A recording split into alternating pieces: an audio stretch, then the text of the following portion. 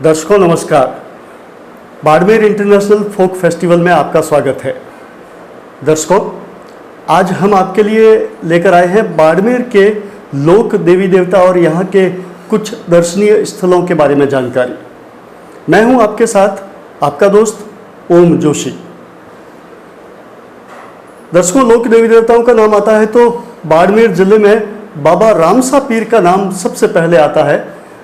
बाबा रामदेव जी बाड़मेर जिले के ऊंडू कश्मीर गांव में जन्मे थे और इनके यहाँ भव्य मेला हर वर्ष लगता है। बाबा रामसा पीर तंवर जो राजवंश था तत्कालीन, उनके यहाँ अजमल जी के घर में जन्मे थे और माता जी का नाम मैनादे था। बचपन से ही होनहार थे रामदेव जी और रामदेव जी को वैसे कृष्ण के अवतार के रूप में भी पूजा जाता है। रामदेव जी के बारे में बहुत सारे चमत्कार, बहुत सारे उनकी प्रचलित कथाएं प्रसिद्ध है और यही कारण है कि भाद्रपद माह में जब प्रतिवर्ष यहाँ मेला लगता है तो सैकड़ों हजारों नहीं अपितु लाखों की संख्या में यात्रु यहाँ आते हैं। राजस्थान, गुजरात, महाराष्ट्र और मध्य प्रदेश से भी यहाँ यात्रु आते हैं और अपनी मनोकामना पूर्ण होते ही यहाँ धोख लगा कर जाते हैं। और बहुत सारे लोग ऐसे आते हैं जिनकी कुछ इच्छाएं होती है, मनोकामनाएं होती है, मन्नतें होती है, वो मन्नत मांगने आते हैं और जब उनकी मन्नत पूरी होती है तब भी वो आशीर्वाद लेने यहाँ पर जरूर आते हैं। बाबा रामसा पीर की जन्म तिथि तो ऊंडू कश्मीर बाड़मेर जिले में है और कर्म भूमि इनकी पोकरण और उसके आसपास के क्षेत्र में रही और अंतिम समाधि है वो रूणीचा रामदेवरा, जो कि पोकरण, जैसलमेर जिले के पोकरण के पास में है, वहाँ पर हुई। इनके बारे में ये भी कहा जाता है कि जब इनके पर्चे, इनके चमत्कार जगह जगह फैलने लगे तो इनके भक्त बहुत तेज गति से बढ़ने लगे। जब इनको लगा कि अब मुझे इस दुनिया से विदाई लेनी चाहिए और समाधि लेनी चाहिए, उस समय उन्होंने अपने भक्तों के बीच में समाधि लेने की इच्छा जाहिर की। तो ऐसा कहा जाता है कि इनकी एक भक्त थी डाली बाई। डाली बाई ने कहा कि बाबा आप यहाँ रहो, आप हमें ऐसे छोड़ के मत जाओ, और जाना ही है तो आपके जाने से पहले मैं समाधि लूँगी, उसके बाद आप भले ही लेना। तो बाबा माने नहीं। तो डाली बाई तो उनकी अनन्य भक्त थी।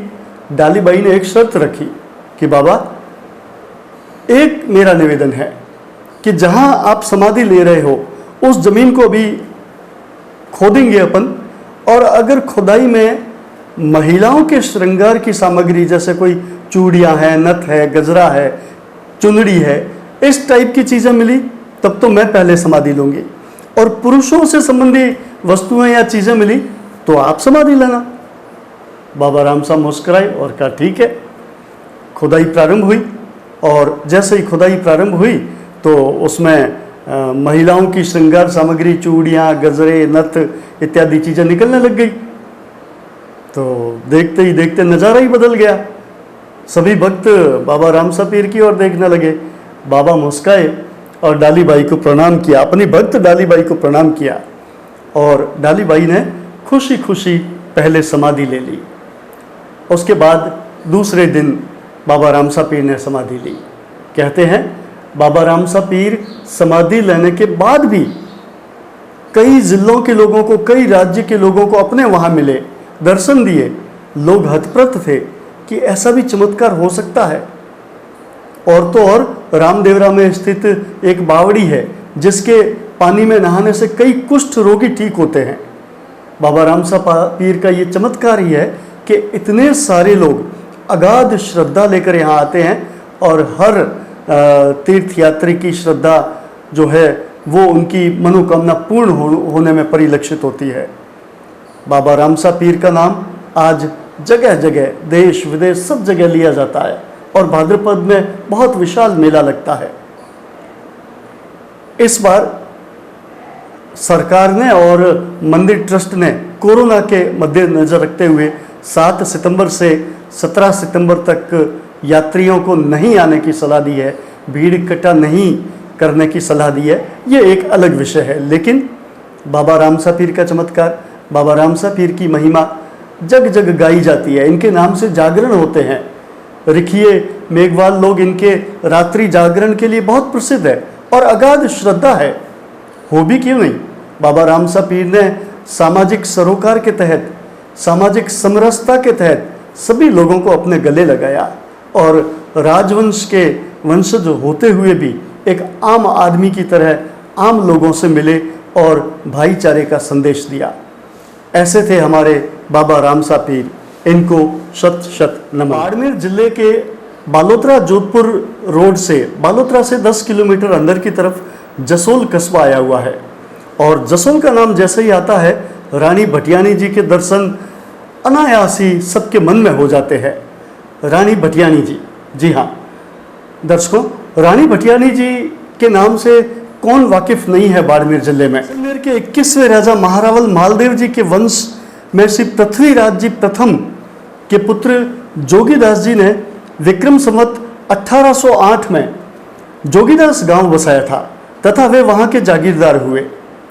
जोगीदास जी ने 2 विवाह किए। प्रथम विवाह बाड़मेर राठौड़ रतन सिंह जी की सुपुत्री व दलपत सिंह जी की सुपुत्री राजकंवर जी के साथ तथा दूसरा विवाह कर्मसोत राठौड़ गोपाल सिंह जी की सुपुत्री और अर्जुन सिंह जी की सुपुत्री बदन कंवर खींवसर के साथ हुआ। विवाह के उपरांत कई वर्षों तक संतान नहीं होने पर जोगीदास जी अपनी कुल देवी स्वांगिया माँ आईनाथ जी की विशेष पूजा अर्चना करने गए। उसके कुछ ही समय बाद ठकुरानी बदन कंवर ने स्वरूप कंवर बाईसा को जन्म दिया।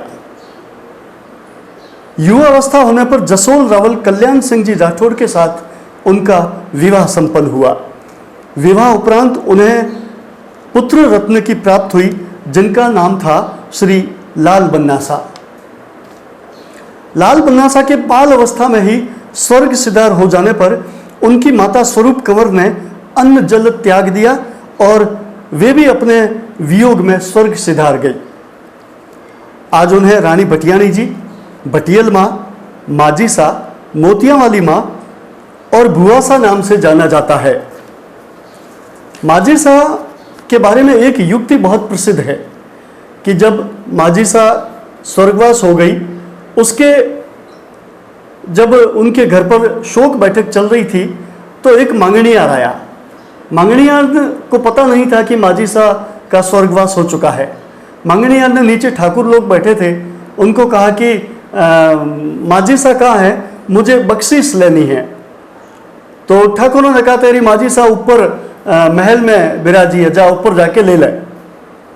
मांगणियार ऊपर गया और ऊपर महल में माजीसा विराज रही थी। उस मांगणियार को उनके दर्शन हुए। माजीसा ने उसको उचित बख्शिश प्रदान की। जब मांगणियार बख्शिश लेके नीचे उतर रहा था तो माजीसा ने कहा सुन, नीचे जाएगा तो लोग तुझसे पूछेंगे कि बख्शिश ले ली, तू अगर हाँ कहेगा तो लोग विश्वास नहीं करेंगे। तो तू ऐसा करना, जब वो विश्वास नहीं करे कि तूने बख्शिश ली और मुझसे तू मिला है, तो उनको कहना कि अमुक तारीख को वहां शमशान घाट में आ जाए, तो उन सबके सामने मैं तुझे दर्शन दूंगी। मांगणियार हतप्रत रह गया, नीचे गया, वही बात हुई। ठाकुरों ने कहा कि भाई वो बख्शिश ले ली, तो क्या हाँ ले ली। फिर उसको ये कहा कि नहीं ऐसा नहीं हो सकता। तब मांगणियार ने माजीसा के कहीने स्वर कहा कि भाई इस तिथि को आप शमशान घाट में आ जाना, माजीसा अपन सबको वहीं मिल जाएंगे। और ऐसा ही हुआ। सब गणमान्य लोग वहाँ पर गए, निर्धारित तिथि को वहाँ गए तो माजीसा के दर्शन हुए। मांगणियार और उन सब लोगों को, लोग हतप्रत रह गए। सबने उनको दंडवत किया, नारियल चढ़ाया और उसी तिथि को हर माह की जो शुक्ल पक्ष की त्रयोदशी और चतुर्दशी होती है, उस दिन सब लोग वहाँ जाने लगे, दर्शन करने लगे। धीरे धीरे उनके पर्चे, उनकी प्रसिद्धि जगह जगह फैलने लगी और लोग जातरू वहाँ आने लगे। धीरे धीरे वहाँ एक चबूतरा बना दिया। फिर कुछ वर्षों बाद वहाँ एक टीन शेड लगा के छोटा सा मंदिर खड़ा किया। उसके बाद जैसे जैसे जातरू आते गए, बढ़ते गए, वैसे वहाँ बड़ा मंदिर बनने लगा और आज एक विशाल काय मंदिर बना हुआ है जसोल में रानी भटियानी जी के नाम से। और रानी भटियानी जी के यहाँ जो भी व्यक्ति अपनी मन्नत लेकर जाता है, कहते हैं हर लोगों की हर मन्नत पूरी होती है। माजीसा का बहुत चमत्कार है। उनका जो पीहर पक्ष था जैसलमेर जिले के जोगीदास गांव में, वहाँ पर भी एक बहुत विशाल मंदिर बना हुआ है। और बाड़मेर जिले के जसोल में तो है ही है। केवल बाड़मेर जैसलमेर नहीं, अपितु राजस्थान, महाराष्ट्र, गुजरात और अन्य कई राज्यों में माजीसा विख्यात है।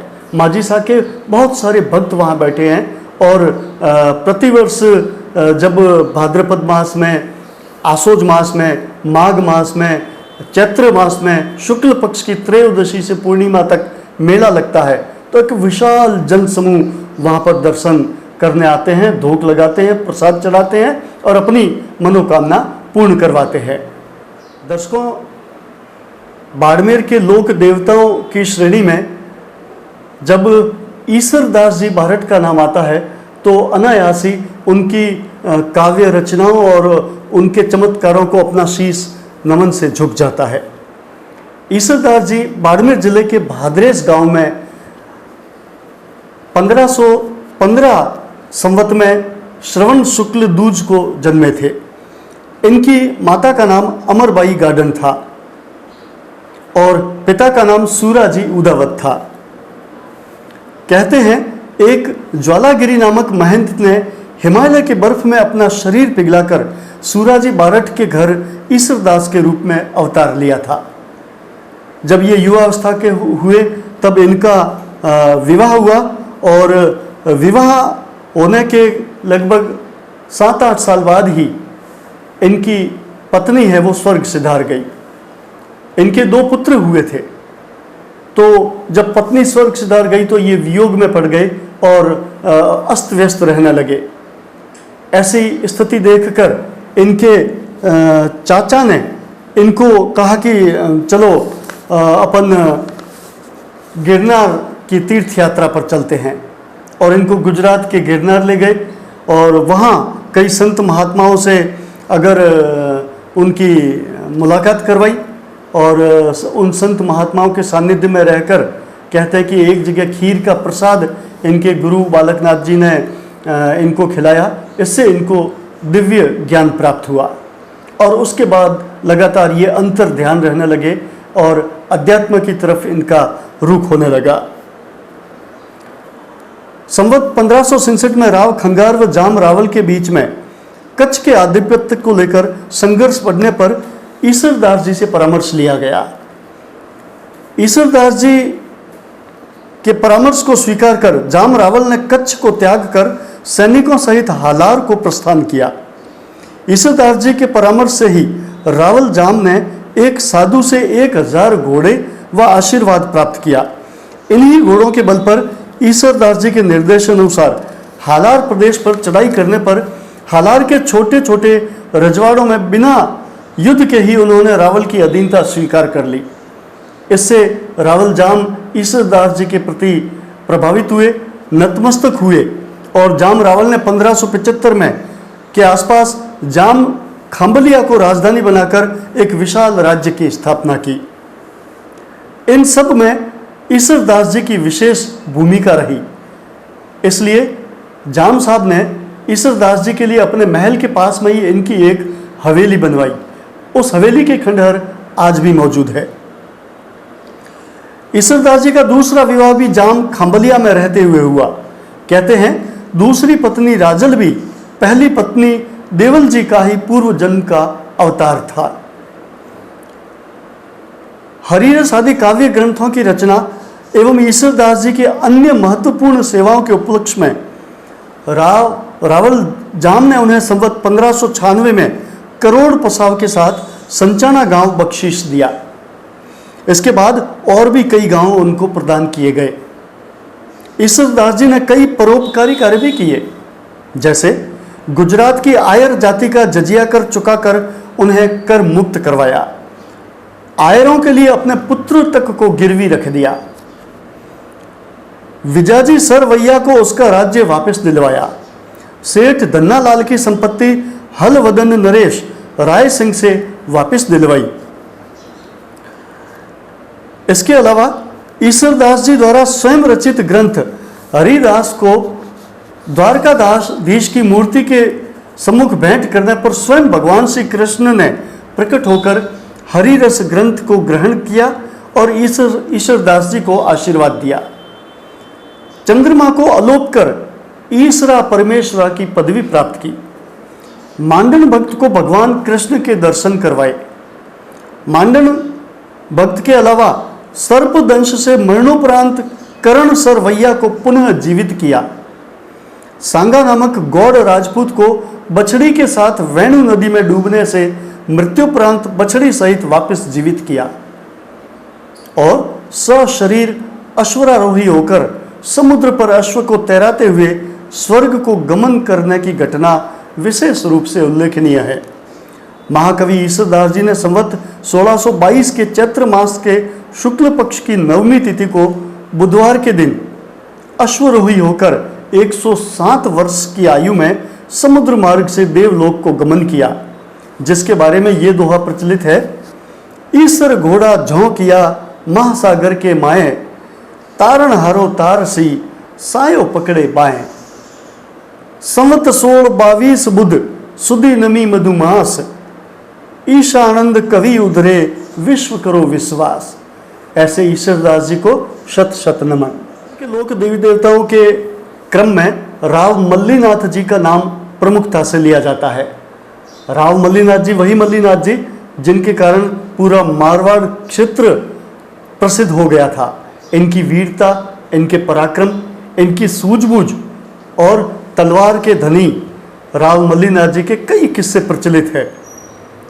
बाड़मेर जैसलमेर जिले की आम जनता राम मल्लीनाथ जी को इसलिए भी जानती है कि मल्लीनाथ जी के नाम पर उनकी जहाँ पर समाधि स्थल है, उनका जहाँ मंदिर है, तिलवाड़ा बाड़मेर जोधपुर सड़क मार्ग पर स्थित बालोतरा के पास में तिलवाड़ा गांव, तिलवाड़ा में राव मल्लीनाथ जी का बहुत प्रसिद्ध मंदिर, और उस मंदिर में लूणी नदी के किनारे पर चैत्र मास में चैत्री मेला लगता है, जो मारवाड़ क्षेत्र का सबसे बड़ा पशु मेला है। 15 दिन तक चलने वाले इस विशाल मेले में बहुत सारे तीर्थयात्री आते हैं, बहुत सारे पशुपालक आते हैं और लाखों पशु बिकते हैं। कहते हैं उस स्थल पर वैसे तो लूणी नदी का वो स्थान है, लेकिन लूणी नदी बहुत कम आजकल आती है, 10-15 वर्ष में एक आध बार आती है। तो ऐसी स्थिति में वहाँ पानी को तरस जाते हैं लोग, पानी नहीं होता है। लेकिन राव मल्लीनाथ जी की कृपा से जब मेला चल रहा होता है तो मात्र 2 फीट का खड्डा खोदने पर भी जमीन में से पानी आ जाता है और वहाँ लाखों लोग अपनी प्यास उसी पानी से बुझाते हैं। ऐसे चमत्कारी हुए हैं राव मल्लीनाथ जी। कहा जाता है कि एक सिद्ध साधु के आशीर्वाद से ही उन्होंने रावल की पदवी ग्रहण की थी। इसी कारण उनके वंशज रावल कहलाते हैं। इनके शुद्ध पुरुष होने का प्रमाण यह है कि बाड़मेर जिले के तिलवाड़ा गांव में लूणी नदी के किनारे बना हुआ इनका मंदिर, जहां प्रतिवर्ष चैत्र माह में जो मेला लगता ही है, वहां पर बहुत सारे लोग मन्नतें लेकर भी आते हैं। जोधपुर राज्य ख्यात के अनुसार रावल सखा के ज्येष्ठ पुत्र के रूप में मल्लीनाथ जी का जन्म विक्रम संवत 1395 ईस्वी सन 1338 में बाड़मेर जिले के सिवाना के गोपड़ी गांव में हुआ था। पिता के स्वर्गवास के बाद 12 वर्ष की उम्र में वे अपने काका राव कान्हड़ देव के पास चले गए। राव कान्हड़ देव ने उनके कार्य करने की कुशलता से प्रसन्न होकर थोड़े ही समय में राज्य का समस्त प्रबंध इनको सौंप दिया। मल्लीनाथ जी ने अपनी कुशलता से कई बार अपने दुश्मनों को धूल चटाई और अपने राज्य की रक्षा की। संवत 1435 में मालवा के सूबेदार ने अपनी हार का बदला लेने के लिए खुद इन पर चढ़ाई की, किंतु मल्लीनाथ जी की शूरवीरता और युद्ध कौशल के सामने वो टिक नहीं पाया। अपने आखिरी दिनों में साधु वृत्ति धारण करने के कारण रावल मल्लीनाथ को सिद्ध जोगी के रूप में आज भी मारवाड़ में याद किया जाता है। उनकी रानी रूपादे के चमत्कारों, संत उगम सिंह भाटी के उस पंथ में दीक्षित हुए जिसमें गुरु तथा ईश्वर भक्ति के माध्यम से मानव जीवन को सार्थक बनाना प्रमुख ध्येय माना गया है। मृत्युपरांत मल्लीनाथ जी की समाधि जोधपुर बाड़मेर मार्ग पर लूनी नदी के किनारे स्थित तिलवाड़ा गांव में बनाई गई है। और यहाँ पर जो मेला लगता है वो जग जाहिर है। ऐसे महान और योद्धा पराक्रमी सूरवीर राव मल्लीनाथ को शत शत नमन। लोक देवी देवताओं के क्रम में अब हम आपको खेमा बाबा के बारे में जानकारी देते हैं। दर्शकों, खेमा बाबा का नाम आते ही अनायास ही बाड़मेर जिले के बायतू तहसील के उन धोरों पर बसे सफ़ेद संगमरमर के पत्थरों के मंदिर की तरफ ध्यान खिंच जाता है, जहां पर मंदिर के ऊपर धौली ध्वजा फहराती है और खेमा बाबा के यहाँ गांव-गांव से ढाणी से यात्री आते हैं और धोख लगाते हैं। खेमा बाबा को सर्पों का देवता के रूप में भी जाना जाता है। किसी भी ढाणी गांव आदि में किसी को भी सर्प दंश हो जाता है तो खेमा बाबा उस समय वहां जाकर उसके घर जाकर उसका जहर उतार देते थे। और कई बार तो ऐसा भी हुआ कि लोगों ने मान लिया कि सर्प दंश के कारण इसकी मृत्यु हो गई है। खेमा बाबा को बुलवाया गया और उन्होंने उसका विष उतारकर उनको फिर से जिंदा किया। ऐसे खेमा बाबा महान सिद्ध खेमा बाबा का जन्म विक्रम संवत 1932 में फागुनवदी षष्ठी सोमवार को धारणा धोरा बायतू बाड़मेर जिले में हुआ। उनकी माता का नाम रूपाबाई और पिताजी का नाम कानाराम जी जाखड़ था। इनका विवाह संवत 1958 में पीथाराम जी माचरा की सुपुत्री वीरों देवी के साथ हुआ। इन्होंने संवत 1962 में अपने गुरु रामनाथ जी से दीक्षा प्राप्त की। इनके कुछ चमत्कार इस प्रकार है। लालाराम जी जानी बायतू की मृत बछड़ी को पुनः जीवित किया। विरदाराम नाम के एक व्यक्ति को दमे की पुरानी बीमारी जो कि दवाइयों से ठीक नहीं हो रही थी, उन्हें अपने चमत्कार से ठीक किया। कौशलाराम का सर्पदंश ठीक किया। गंगाराम रबारी को वचन देकर गंगा तालाब खुदवाया। बाड़का गांव में कुष्ठ रोगी को ठीक किया। श्रीनद्री में एक चारण को कुष्ठ रोग से मुक्ति दिलवाई। मालवा के सेठ श्रीचंद धोलीडांग को पुनः जीवित किया, उसके पुत्र को, और चुत्राराम अनोपाणी को चमत्कार बताकर सिद्ध किया। हेमाराम दर्जी को बायतू भीमजी में घोड़े पर सवार होकर दर्शन दिए। खेमाराम अनदानी को भी दर्शन दिए। सामाजिक समरसता के प्रतीक खेमा बाबा का पूरा नाम खेमाराम जाखड़ था। क्षेत्र में इनके नाम को ईष्ट मानकर कई लोग भोपे का काम भी करते हैं। मेलों में ये भोपे अपने आप को सिद्ध करते हैं और चमत्कार दिखाते हैं। गोयना भाखर में इन्होंने तपस्या की थी और वहीं से अपनी आध्यात्मिक और परोपकार का जीवन है वो शुरू किया। और उसके बाद जब इन्होंने देह त्याग दिया तो इनके नाम से कई भोपे इनके नाम का तांतन बांधकर, इनके नाम की राखी बांधकर लोगों का इलाज आज भी करते हैं और आज भी इनके चमत्कार और पर्चे विख्यात है। भाद्रपद माह की आगामी नवमी को लगने वाले मेले में लाखों की संख्या में लोग आते हैं और सभी जातियों से लोग आते हैं और अपनी मनोकामना पूर्ण करते हैं। ऐसे खेमा बाबा को शत शत नमन। बाड़मेर के लोक देवी देवताओं के क्रम में अब हम आपको बता रहे हैं बाड़मेर बिशला मार्ग से 5 किलोमीटर आगे सुमारगढ़ की कुटिया के बारे में। सोनड़ी और बिशला आगोर के मध्य सुमारगढ़ की कुटिया स्थित है। कहते हैं आज से 100 वर्ष पूर्व बाबा सुमारगढ़ जी वहां पर हुए थे और वे बड़े भक्त थे। उनका एक अखंड धुना आज भी प्रज्वलित है। बाबा सुमारगढ़ कहने को पर्यावरण प्रेमी थे, लेकिन लोगों की सेवा करना भी उनका एक प्रमुख ध्येय था। उस क्षेत्र में किसी का भी शिकार होने वो नहीं देते थे। लोगों को उन्होंने शिकार नहीं करने की प्रेरणा दी। एक बार की बात है, कुछ लोग एक हिरण के पीछे शिकार के लिए दौड़ रहे थे। जैसे ही शिकारी हिरण तक पहुंचे तो हिरण ने अपना रूप बदलकर बाबा सुमारगढ़ के रूप में उन्हें दर्शन दिए। लोग नतमस्तक हुए, माफ़ी मांगी और कभी भी शिकार नहीं करने की शपथ ली। इसके अलावा बाबा सुमारगर उस आसपास के क्षेत्र में सर्पदंश से हुए लोगों का विष उतारते थे। कई लोगों को मरणावस्था से भी पुनः जीवित किया और उनकी ख्याति वहाँ के ढाणी ढाणी गांव-गांव में फैली।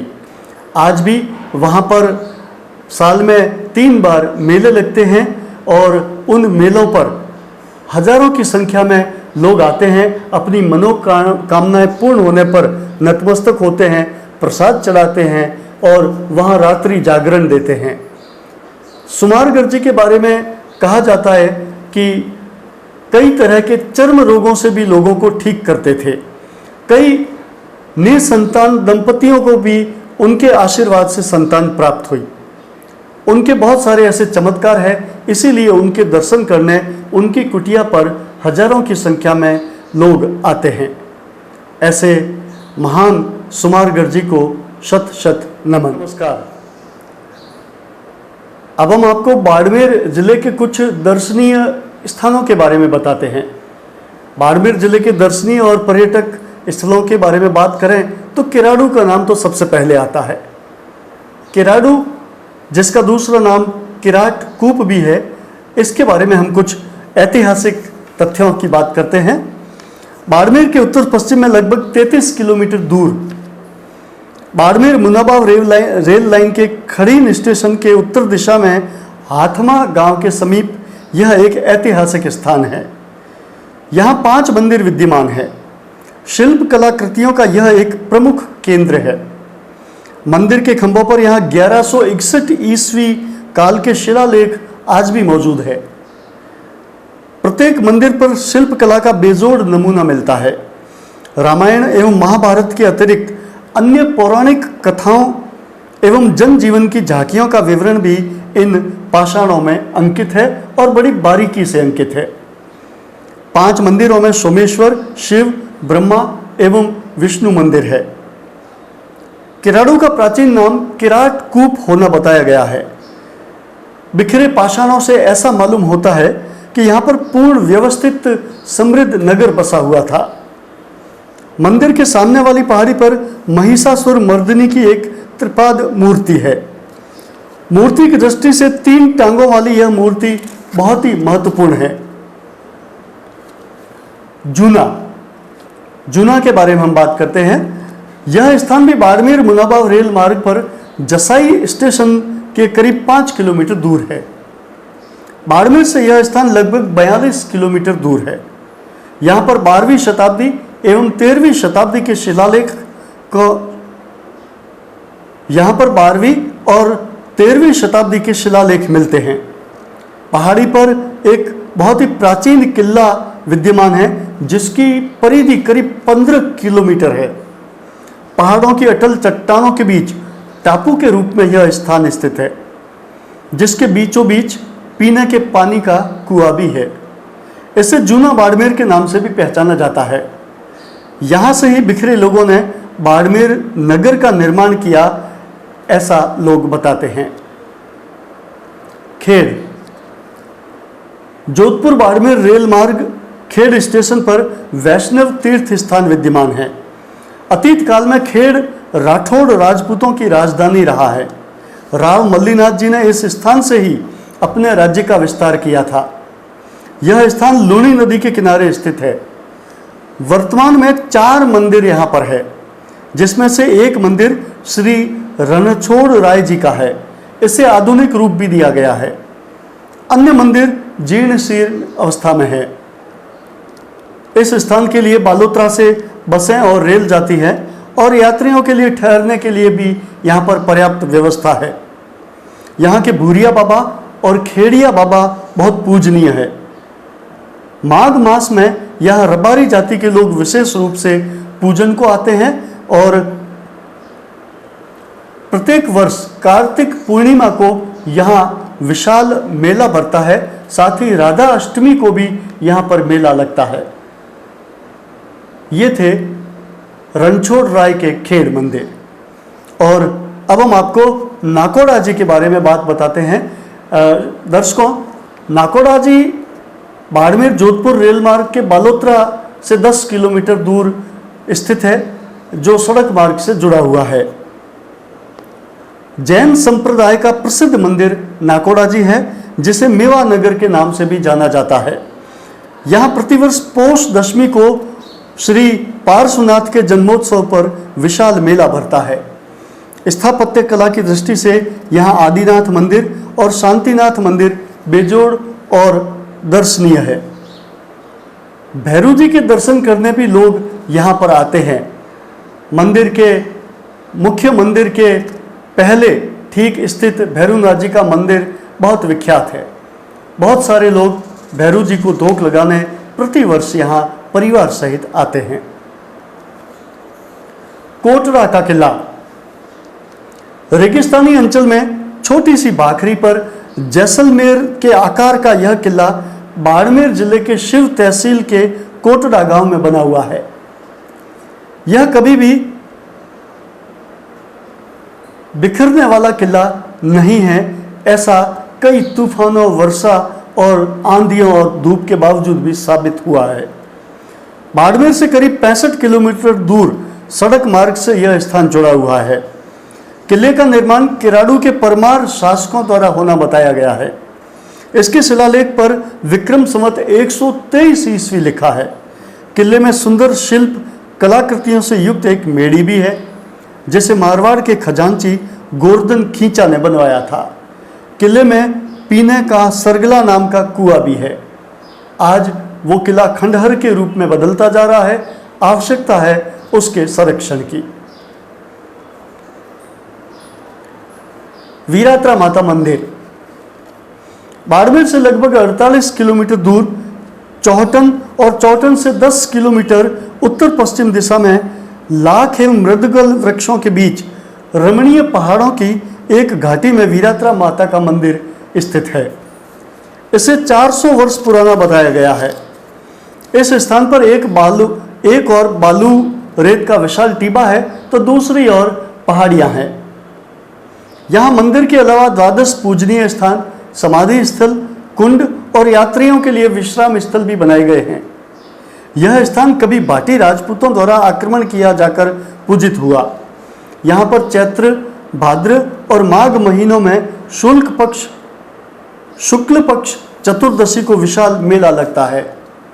कहते हैं वीर विक्रमादित्य का संबंध भी यहाँ से जुड़ा हुआ है। विक्रमादित्य जब वर्तमान में पाकिस्तान स्थित हिंगलाज माता के दर्शन गया था, तो माता से उन्होंने प्रार्थना की कि हे हिंगलाज माता, आप मेरे साथ पधारो, मैं अपने राज्य में आपको स्थापित करूंगा। तो माता हिंगलाज ने साथ में चलने से तो असहमति जाहिर की कि मेरे भक्तों को छोड़कर इस पीठ से मैं नहीं आ सकती, लेकिन तुझे एक प्रतीक स्वरूप मूर्ति प्रदान करती हूँ, उसको तू साथ लेकर जा। वो मूर्ति लेकर विक्रमादित्य आए और उनको ये हिदायत दी गई थी कि पीछे मुड़कर नहीं देखें। लेकिन वर्तमान में जहाँ वीरात्रा बना हुआ है चौटन के पास में, वहाँ पर विक्रमादित्य ने रात्रि विश्राम किया। प्रातः काल में उठने पर दिशा भ्रमित हुए और गलती से उन्होंने पीछे जहाँ से आए थे उस दिशा में देख लिया। ऐसा करने से आकाशवाणी से माता जी ने उनको कहा कि अब ये मूर्ति आपके साथ में नहीं चल सकती, क्योंकि आपने पीछे देखा है। उन्होंने गलती मानी और उस मूर्ति को वहीं पे विराजित किया, स्थापित किया, पूजित किया, और आज वो मंदिर एक विशाल मंदिर का रूप ले चुका है। और प्रतिवर्ष लाखों श्रद्धालु वीरात्रा माता के दर्शन, वाकल माँ के दर्शन करने आते हैं। ऐसी वाकल माता को नमन। बाड़मेर के दर्शनीय स्थानों के क्रम में ब्रह्मधाम आसोत्रा का नाम भी प्रमुखता से लिया जाता है। बाड़मेर जिले के बालोतरा से लगभग 8-10 किलोमीटर अंदर की तरफ सिवाना मार्ग पर ब्रह्मा जी का धाम आसोत्रा बसा हुआ है। कहते हैं महाराज तुलसाराम जी ने उस स्थान पर घोर तपस्या की थी, और तपस्या के दौरान उनके अध्यात्म ज्ञान के मद्देनजर लोगों ने भी सुझाया और उनके भी मन में आया कि लोगों के दर्शन के लिए यहाँ ब्रह्मा जी के मंदिर की स्थापना की जानी चाहिए।